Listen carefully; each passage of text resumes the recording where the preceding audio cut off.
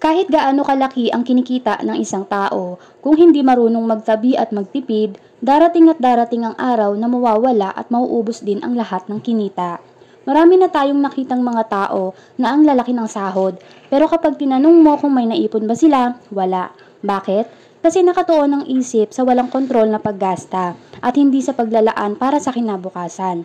Totoo, masarap gumastos, masarap bumili ng bumili, masarap kumain sa labas, masarap kumain ng kumain, masarap gumala, mamasyal at magbakasyon, at ibigay ang lahat ng gusto ng pamilya. Pero kapag dumating ang mga panahong may emergency katulad ng pagkakasakit, aksidente, pagkawala ng trabaho at iba pang biglaang pangangailangan, hindi na pwedeng ibenta ang alaala ng bakasyon para pambayad ng ospital. Hindi mo rin pwedeng iasa sa lahat o anak o kamag-anak kasi sila mismo may sariling laban din sa buhay. Kaya importante na kahit gaano pa kalaki o kaliit ang kita mo, may disiplina kang magtabi. Hindi ito tungkol sa laki ng kita, kundi sa laki ng pangunawa mo sa kahalagahan ng hinaharap.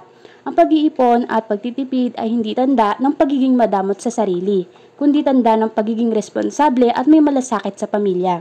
Dahil tandaan natin, ang tunay na yaman ay hindi nasusukat sa dami ng gamit o luho, bisyo at gala, kundi sa kapanatagan ng loob na kahit anong mangyari, ang pagharap mo sa kinabukasan ay iyong pinaghandaan.